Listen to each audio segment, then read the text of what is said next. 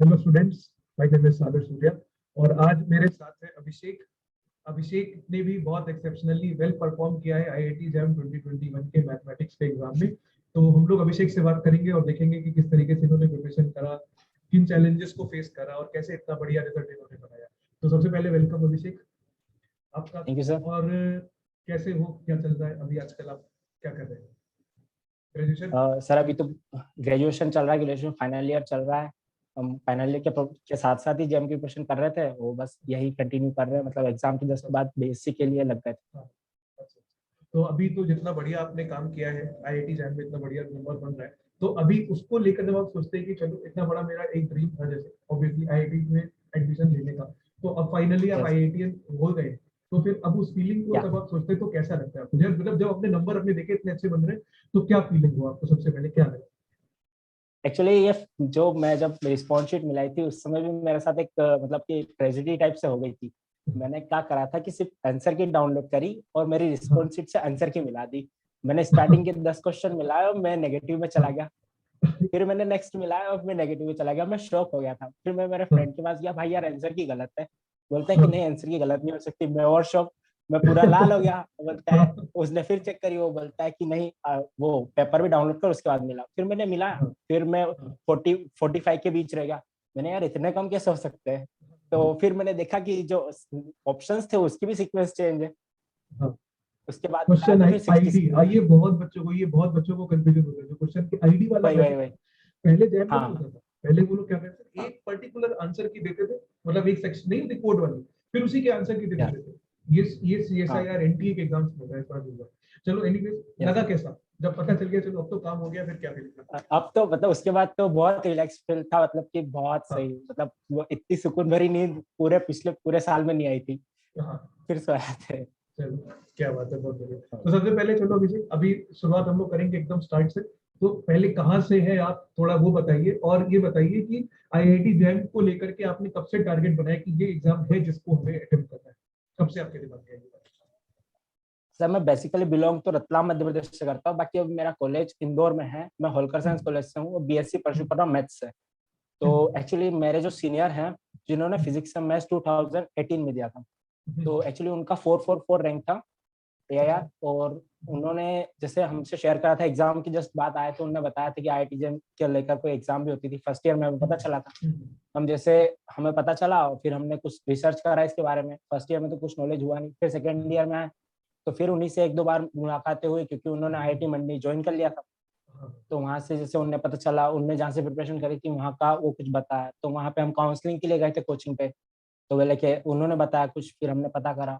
फिर हमें पता चला कि चलो अच्छा है, एक आईआईटी के लिए एक और अपने पास ऑप्शन है कि आईआईटी में अपन जा सकते हैं। और इसी आईआईटी में जाने के लिए लेकर मेरे साथ एक किस्सा है, मतलब मैं शेयर करना चाहूंगा कि एक्चुअली जब मैं 11th में था, मतलब जब मैं जब 10th में था, मतलब बहुत पुरानी बात है। तो मेरा ऐसा था कि ठीक है, मुझे मैथ्स में बहुत ज्यादा इंटरेस्ट था पहले से ही, बचपन से नहीं कह सकता, मतलब 9th 10th में जब मुझे पता चला कि हाँ आने लगा। तो मैंने क्या किया था कि घर पे इतना कुछ डिस्कस किया नहीं था। अंकल अंकल थोड़े पढ़े लिखे हैं, मतलब जॉब में है, तो उनसे भी डिस्कस नहीं किया था। मैंने मैथ्स ले लिया। तो घर वाले ने और अंकल बोलने लगे कि नहीं ऐसा नहीं करना, तुझे बायो लेना था, क्योंकि उनको बनाना था मुझे डॉक्टर। तो एमबीबीएस दिलवा रहा था। तो ठीक है, 11th में तो मैंने जैसे से निकाल दिया। बाकी 12th में उनने मुझसे एक बायो एडिशनल दिलवा दिया। तो अब मैंने कहा कि ठीक है भैया ले लो, कन्विंस भी कर लिया उनने मुझे जैसे से उस समय। तो मैंने ठीक है ले लेता हूँ, मैंने ले भी लिया, मैंने पढ़ लिया, मैंने अच्छा स्कोर भी कर लिया उसमें। देन आफ्टर जब वो नीट की एग्जाम देने की बारी आई तो मैं फॉर्म भरने गया, तो उस समय केस लगा हुआ था कि एडिशनल वाले बच्चे उसको दे ही नहीं सकते।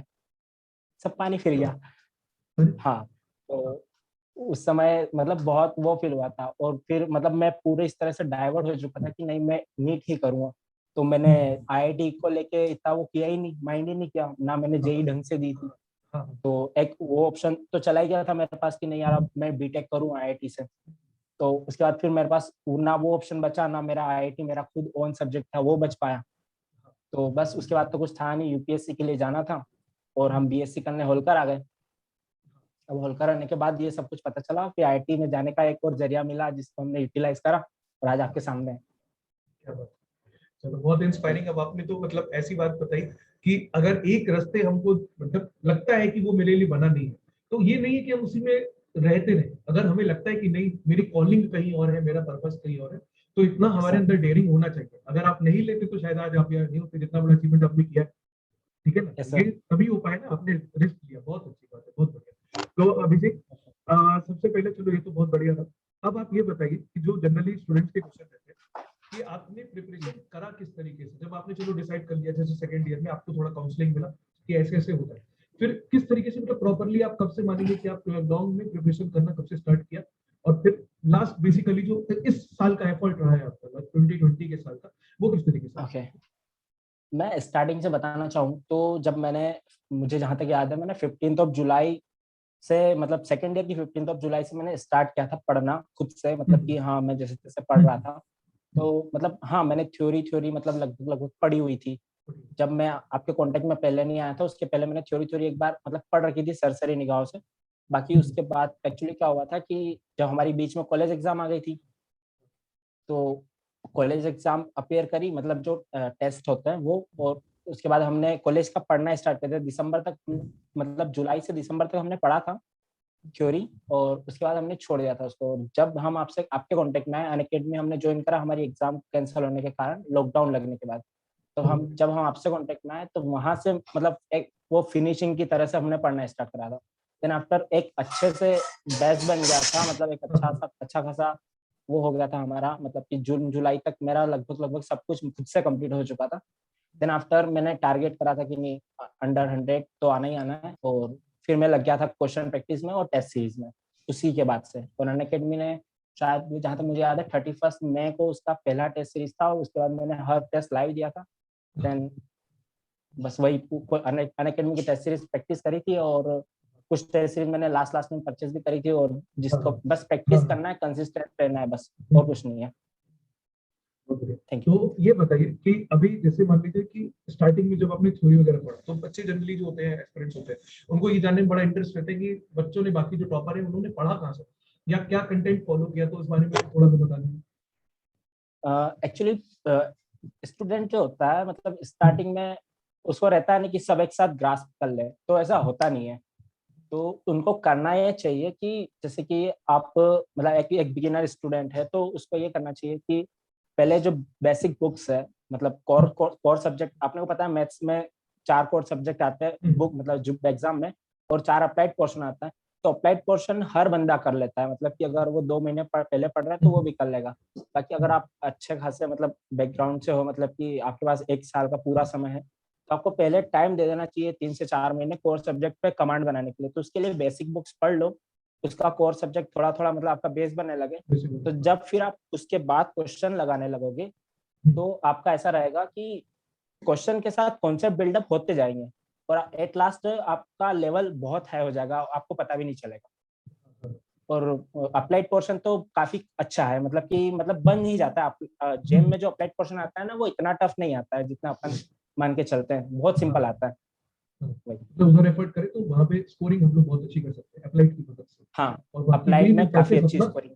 मेन एम्फेसिस अपने ऊपर, मतलब बेसिकली ये है कि हम लोग बहुत ज्यादा हाई फाई कंटेंट के लिए शुरुआत में ना जाए, पहले बेसिक लेवल नहीं नहीं, पकड़ने की कोशिश करें, और उसके बाद स्टेप बाय स्टेप हम इम्प्रूव कर सकते हैं। एक्चुअली नहीं? जेम में आता ही कोर, मतलब कि बिल्कुल बेसिक कॉन्सेप्ट पे आता है क्वेश्चन। मतलब कि ऐसा नहीं आता जैसे कि एनबीएचएम में, गेट में, सॉरी गेट नेट में जैसे क्वेश्चन आते हैं बहुत ज्यादा इन डेप्थ, इस तरह से जेम के क्वेश्चन आते नहीं है। इसलिए अपने को इतना डेप्थ जाने की जरूरत भी नहीं। जबकि आप अगर जेम के अलावा और किसी एग्जाम की प्रिपरेशन कर रहे हो ना, तो आप चलो माना उस लेवल का पढ़ो। बाकी आप प्रिपरेशन नहीं जेम की कर रहे हो, तो आपको बस इतना ही पढ़ना चाहिए। अगर आप एग्जाम ओरिएंटेड पढ़ रहे हो उस समय, तो आपको बस बेसिक्स, मतलब बेसिक कोर कॉन्सेप्ट पता होना चाहिए बस।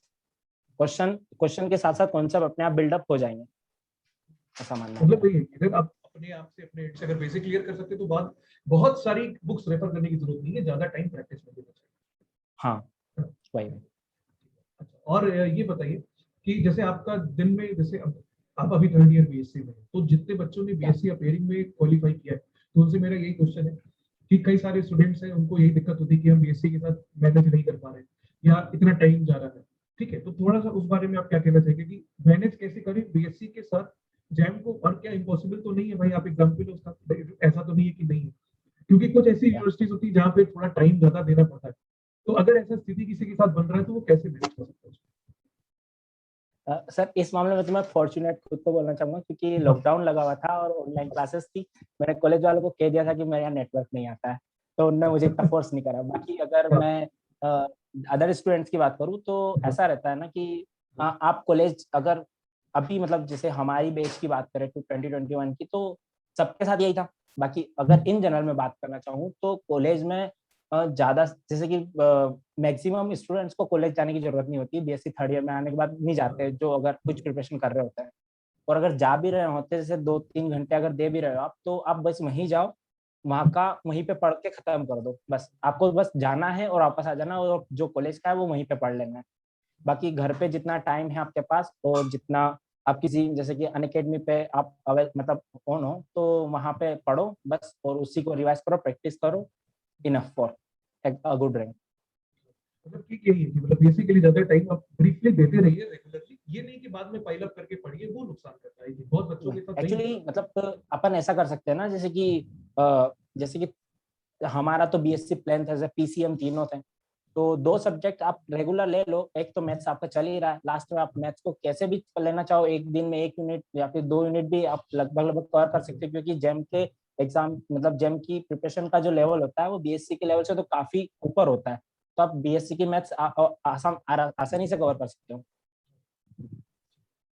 वही मैसेज आपका कि बेसिकली हमको थोड़ा सा टाइम दिन में देना चाहिए बीएससी के लिए, और अपना बाकी जितना दे सकते हैं उतना जैम के लिए दें। हाँ, अच्छा, और एक वही मेरा वही। ये क्वेश्चन है आपसे कि जैसे कभी कभी अब मान लो वाले अकेडमी में इतने सारे बच्चे हैं, जगह जगह से सब अपने अपने में बहुत अच्छे अच्छे बच्चे थे, तो कभी ऐसा होता है कि आपके साथ कि मतलब बच्चों को, जो बच्चे आपके पैरेलल हैं, आपसे अच्छा परफॉर्म करते हैं, क्योंकि बच्चे कंपटीशन ऑब्वियसली रहता है, तो फिर हाँ उससे कभी कभी थोड़ा सा इंटिमिडेट हो जाते हैं या परेशान हो जाते हैं कि मतलब दूसरे बच्चे ज्यादा अच्छा करते हैं, तो ऐसा फीलिंग कई बार आ जाता है कंपटीशन की तैयारी करने में। तो क्या कभी आपको हाँ। ऐसी फीलिंग फेस करनी पड़ी, और अगर करी तो फिर उसको कैसे टैकल करा?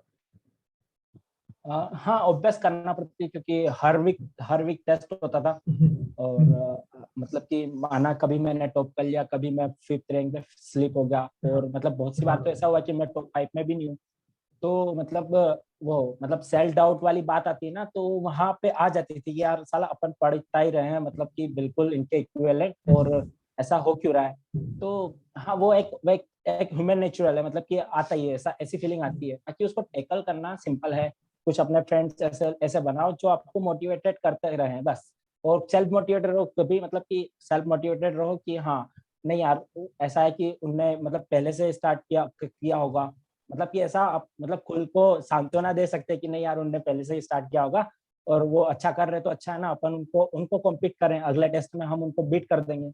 और फिर कर देते हैं तो बहुत ज्यादा कॉन्फिडेंस आता है। कॉन्फिडेंस आता है, बिल्कुल सही। मतलब अपनी तैयारी पे हमें विश्वास करना चाहिए, बाकी बच्चे जो कर रहे हैं वो तो हाँ, कर ही रहे हैं, लेकिन हम उनको रोक वो तो नहीं कर ही सकते, रहे हम हैं। अपने आप को आगे बढ़ा वही सकते वही हैं। ये वही मोटिवेशन जैसे कि बहुत इस टेस्ट में आपके मार्क्स कम आए हैं, तो आप ये कमिट करो खुद से कि नहीं, अगले टेस्ट में मैं इससे आगे निकलूंगा बस। हाँ, और ये वीक पूरा अच्छे से कस के लगा दो, और आप अगले हाँ, टेस्ट में जब उससे आगे निकल जाओगे ना, तो जो दिल को सुकून मिलेगा वो बहुत प्यारा होगा। बिल्कुल, वो तो बात सही है। यही मोटिवेशन तो अल्टीमेटली देखिए रैंक कितना बढ़िया बना आपका, वही अल्टीमेटली जो भी बने, तो ये है चीज कि कितना जरूरी होता है, मतलब टेस्ट देने को बहुत इंपॉर्टेंस देना चाहिए फिर स्टूडेंट्स को, मतलब यस यस जितना आप यस यस। पढ़ते हैं। टेस्ट के इंपॉर्टेंस के बारे में भी क्या कहेंगे, आपका क्या ओपिनियन है? बेसिकली जैसे और अकेडमी टेस्ट पे की तो टेस्ट हम लोग का चला है बहुत लंबा, 7-8 महीने के स्पैन में, तो इन टेस्ट सीरीज का क्या हाँ आपको फायदा रहा, थोड़ा सा उस बारे में बताएं। हाँ, टेस्ट सीरीज का फायदा एक्चुअली मैं जैसे मैंने आपको बताया कि मैं 31 मई से जब स्टार्ट हुए थे टेस्ट सीरीज, मैं तभी से बिल्कुल मतलब कंटिन्यू पैरेलली लाइव दे रहा हूँ टेस्ट, दे रहा था टेस्ट। तो मतलब जिसका फायदा मुझे एग्जाम हॉल में मिला कि जैसे कि ऐसा रहता है ना कि पेपर जो टेस्ट सीरीज होती है, तो लगभग लगभग 50 एक टेस्ट तो अपन ने हमने दे लिए होंगे। मतलब अन अकेडमी के 25 वो, और वो क्रैक जैम वाले 12-13 मिला के, और आफ्टर ऑल 50 प्लस तो दे ही लिए होंगे जो फुल लेंथ है। तो ऐसा रहता है ना कि जब आप एग्जाम में बैठते हो तो आपको पता रहता है कि कौन सा टेस्ट पेपर आया है और उसको किस तरह से टैकल करना है। आपको जब टेस्ट एग्जाम हॉल में ये पता रहता है ना कि कौन सा टेस्ट पेपर आया है, उसको देख के आपको ये आप ये जज कर लेते हो कि इस टाइप का पेपर है और आपको इस टाइप से टैकल करना है इसको। तो वो एक बहुत बेनिफिशियल होता है। एक नॉर्मल बच्चा जाता है और वहाँ पे टेस्ट पेपर देता है, मतलब एग्जाम देता है, तो उसको पता नहीं रहता है कि यार इस टाइप का पेपर है तो हम कौन सा क्वेश्चन करें, कौन सा छोड़ें, और मतलब क्या क्या करना है। तो वो टेस्ट क्वेश्चन सीरीज आप सिलेक्शन, दे रहे हो question continuous, selection. Question selection, आप टेस्ट सीरीज दे रहे हो तो आपको पता है, तो आप उससे तो कई गुना बेहतर करोगे, मतलब कई गुना बेहतर। और वही एक की फैक्टर होता है कि आपका रैंक आ रहा है। एक्चुअली एग्जाम वाले डे के पहले वाले दिन और एग्जाम वाले दिन हर बच्चे का जो नॉलेज लेवल होता है ना वो इक्वल हो जाता है। मतलब अब जो नंबर आ रहे हैं वो डिपेंड करते हैं कि आपने टेस्ट कितने दिए हैं। तो टेस्ट सीरीज का बहुत ज्यादा इंपॉर्टेंट होता है रैंकिंग में। मतलब ये है कि प्रिपरेशन तो अपनी जगह, बट जितना टेस्ट देंगे उतना हम क्या कहते हैं स्मूथ हो जाएंगे, और उतना हमारा पॉसिबिलिटी बढ़ जाता है टॉप रैंक की तरफ एम करने का। मतलब एक तो मेंटली हम सोच रहे हैं कि हम इतना पढ़ लिया है कि हम टॉप 100 में लेंगे, लेकिन अगर आपने टेस्ट उस हिसाब से नहीं दिए तो कहीं ना कहीं नुकसान होता है। तो revision, practice, theory, both all of these are equivalent, बहुत बराबर है। और इनमें से कोई भी फैक्टर आप नर्वसनेस बिल्कुल फील नहीं करोगे। आप नर्वसनेस, आपने टेस्ट इतने दे रखे, अगर आपने टेस्ट इतने सारे दे रखे तो आप एग्जाम वाले डे बिल्कुल नर्वसनेस फील नहीं करोगे, और ये मैंने फील करा है। बिल्कुल लगेगा नर्वसनेस फील नहीं नॉर्मल होगी। है, ये तो कर ही रहे, इतनी दिन से टेस्ट दे ही रहे, क्या हो जाएगा।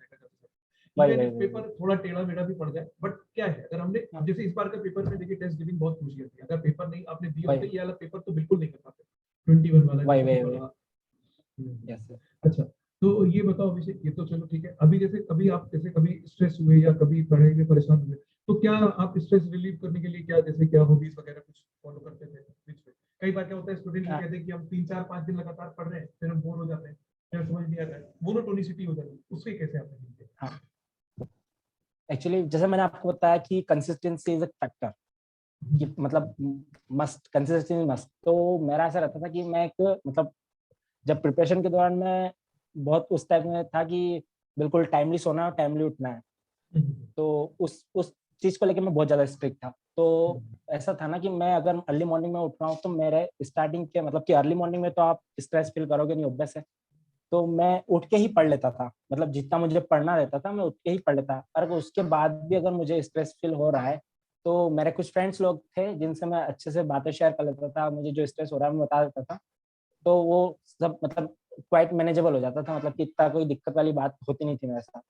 और अगर मतलब कि होता है सबके साथ स्ट्रेस होता है, मतलब कि कॉन्फिडेंस भी अप डाउन होता है। बाकी आपको मैनेज करना पड़ेगा, आपको कमिटेड होना पड़ेगा, और आपको मतलब कि एक डेली रूटीन फॉलो करना पड़ेगा कि नहीं, आपको इतने टाइम इसके लिए देना ही देना है। उसके बाद भले आप स्ट्रेस फील करो, कुछ भी फील करो, रो धो सो जाओ, बाकी आपको पढ़ना है। बहुत बढ़िया बात कही आपने। मतलब ये है कि अपने ऊपर हमको स्ट्रिक्ट होना पड़ता है, क्योंकि भाई अगर हाँ, बड़े स्ट्रिक्ट तो टारगेट होना बना पड़ेगा। रहे हैं अपने साथ स्ट्रिक्ट होना पड़ता या है। यही बात अभी कई लोगों ने बात करी अभी रिसेंट में, तो उनका भी यही कहना था कि अगर आपने एक यस नियम बनाया है अपने लिए, तो उसको आप ये नहीं कि आप नहीं बनाया है तो आप उसको रोज एडिट कर रहे हैं, ऐसा नहीं है। एक बार अगर बनाया है तो फिर उस पर अडिग रहना पड़ता है, तभी हम कुछ यस कर सर। पाएंगे। बिल्कुल, बहुत बढ़िया बात यस सर। है। अच्छा, ये अभिषेक और आपसे जानना चाहिए कि अभी जैसे जो बच्चे अब तैयारी करेंगे 22 के एग्जाम के लिए, तो यस सर। आपको क्या एक्सपीरियंस रहा इस साल, जैसे कि तो कौन सी चीजें हैं जिनका ध्यान ज्यादा रखें, कौन सी चीजें अवॉइड करें, और किस तरीके से पढ़ें, और बाकी आपका हम लोग के साथ कैसा एक्सपीरियंस था, थोड़ा सा ये आपसे समझनी चाहिए। ओके, तो फर्स्ट ऑफ ऑल मैं बता दूं कि हाँ आईएससी ने जैसे पेपर बनाया था तो हाँ एग्जाम पेपर वाज अनप्रिडिक्टेबल। हाँ। तो एग्जाम पेपर तो अनप्रिडिक्टेबल है, उसके बाद सिलेबस जो अपना डिफाइंड है, पहले से डिफाइंड है। तो आप अपना कोर कॉन्सेप्ट बनाओ, एक कमिट करो खुद से कि हमें ये करना है, हमें ये वाली रैंक लानी या फिर इसके अंडर आना है, और उस हिसाब से आपकी प्रिपरेशन को कंटिन्यू करो। Consistency is must, revision is must, and practice is must, test series also must. आप इन चारों पांचों चीजों पे कमांड बना लोगे तो आपकी रैंक कोई नहीं रोक सकता। आप जो रैंक चाहोगे वो मिलेगी, सिंगल डिजिट चाहोगे सिंगल डिजिट मिलेगी, डबल डिजिट चाहोगे डबल डिजिट मिलेगी। और अनअकैडमी का ये तो मतलब कि मैं बहुत ज्यादा थैंकफुल हूँ, और मतलब बहुत ज्यादा थैंकफुल हूँ अनअकैडमी के लिए। और मतलब लॉकडाउन का तो क्या कहूँ, बाकी हाँ अनअकैडमी के लिए मैं बहुत ज्यादा थैंकफुल हूँ, और आपके लिए भी बहुत ज्यादा थैंकफुल हूँ कि मुझे आप मिल गए और मैं आज मतलब कि अच्छे खासे स्कोर आईआईटी जैम में कर पाया, और एक एआईआर का टैग लेके यहाँ पे बैठा हूँ आपके सामने। Thank you. मतलब ये मेरे लिए विषय बहुत खुशी की बात है। मतलब जो बच्चे लॉन्ग रन में हमारे साथ प्रिपेयर करें तो बहुत अच्छा रहता है। जैसे पता है क्या होता है, मतलब अब फ्रेंकली क्या होता है कि कई बार बच्चे होते हैं जैसे वो उनको एक थोड़ा नर्वसनेस रहता है कि ऑनलाइन प्लेटफॉर्म है, पता नहीं कि मतलब हम उतना अच्छा कर पाएंगे कि नहीं, टीचर के साथ इंटरेक्शन होगा कि नहीं, या ऐसा आता है ना मन में कि हम ऑनलाइन कर रहे हैं, इससे अच्छा बहुत बेटर ऑफलाइन कर लेते हैं। तो ऐसा कुछ आपको कहीं पे प्रॉब्लम कहीं फेस करना पड़ा क्योंकि ऐसा ऑनलाइन है तो दिक्कत हुआ उसके होने से? एक्चुअली सर जैसा रहता है ना कि अनअकैडमी पे मतलब कि हजारों बच्चे पढ़ रहे हैं, मतलब और हजारों टीचर्स पढ़ा रहे हैं। तो मेरा ऐसा था कि जैसे जिस दिन मैं आपसे मिला था और मतलब फर्स्ट इंटरेक्शन अपना हुआ था, उसके बाद मैंने मतलब कुछ टीचर्स से मिला, जैसे कि कुछ टीचर से मेरा इंटरेक्ट हुआ, जैसे प्रेम सर से मेरा हुआ था। हाँ तो हाँ उनने मुझे एक बात कही थी, वो मुझे अभी भी याद है। उन्होंने कहा था कि बेटा, अगर आपको सीरियसली पढ़ना है और जैम में रैंक लाना है, तो आपको ना एक टीचर चूज करना पड़ेगा, आपको उसी से पढ़ना है। आपको एक टीचर चूज करना पड़ेगा, आपको उसी से पढ़ना है। अगर उस टीचर का कोई सब्जेक्ट थोड़ा सा वीक है, तो आप अगले पे जंप करना उस सब्जेक्ट के लिए। तो फिर मतलब मैंने उनको थोड़ा बहुत पढ़ा था, फिर उसके बाद से मैं आप पे जंप किया और बिल्कुल वहां से बिल्कुल आप ही के टच में था। बाकी अनअकैडमी से मुझे मतलब कि मैं आपकी स्पेशल और प्लस बस उसी पे रहा। और अपना जो था रैंकर्स बैच, वो बहुत बहुत ज्यादा बेनिफिशियल था मेरे लिए। और पीएस पेपर्स बहुत सही थे, मतलब कि उसकी वजह से मतलब जो जो मैंने आपको बीच में जब मेरी आपसे एक इंटरेक्शन होती थी कॉल पे, तो मैं आपको बताता था कि मेरा जो क्वेश्चन ऑफ लेवल था, इजी क्वेश्चन में काफी अच्छे से बना पाता था। और जो लेवल ऑफ क्वेश्चन रहता था उनको उनमें थोड़ा सा, मतलब जैसे 10 क्वेश्चन में तो 4-5 ही बना पा रहा था, तो वो मेरे बड़े और मैं 8-9 पे जा पाया, जिसकी वजह से आज मतलब कि सही रहा। मतलब जो भी आफ्टरऑल जो भी एक्सपीरियंस था वो बहुत अच्छा था। बड़ी खुशी की बात है। मतलब आप लोगों ने भी मतलब एक जैसे मेरा भी एक विश था कि मतलब मेहनत हम लोगों ने बहुत करी है, हम लोग जानते हैं हम लोगों ने कितना मेहनत हाँ करा। तो अब वो है कि उस मेहनत का आप लोग आज रिजल्ट देख रहे हैं, तो उससे बड़ी खुशी की बात मेरे लिए भी कुछ नहीं है। मतलब कई सारे बच्चे जिन्होंने मतलब हम लोग के साथ लॉन्ग रन में एफर्ट किया, तो इतना आगे हम लोग लेके आए, बहुत बहुत खुशी की बात है, बहुत अच्छा। अच्छा, लास्टली अभिषेक, अभी तो बहुत बच्चों के लिए आप इंस्पिरेशन बनेंगे, अब जैसे बच्चे जानेंगे भाई, देखेंगे सॉरी। आपको। हाँ, ओके। तो लास्टली अभिषेक ये बताइए कि अभी आपका फर्दर क्या प्लान है आगे? आप जैसे एमएससी में तो इतनी अच्छी जगह जाएंगे ही, उसके आगे आपने क्या सोचा, लॉन्ग रन में क्या करना चाहते हैं? एक्चुअली जैसे मैंने डिसाइड किया था कि मैं वहां से जो जो मेरा नीट वाला प्लान कैंसिल होने के बाद फिर मेरा आईआईटी जाना हो नहीं पाया था, वो तो पहले ही प्लान कैंसिल हो चुका था। तो अभी मुझे एक अपॉर्चुनिटी मिली कि मैं आईआईटी से एमएससी कर सकूं।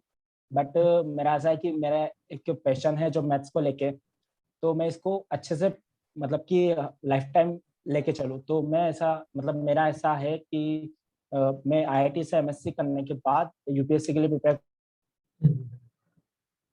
यूपीएससी मेरा यूपीएससी में मैथ्स मेरा ऑप्शनल सब्जेक्ट रख के कुछ आईएएस के लिए अप्लाई करूंगा। और वहाँ पे मेरा मैथ्स सब्जेक्ट है उससे लेकर देश की सेवा करना चाहूंगा।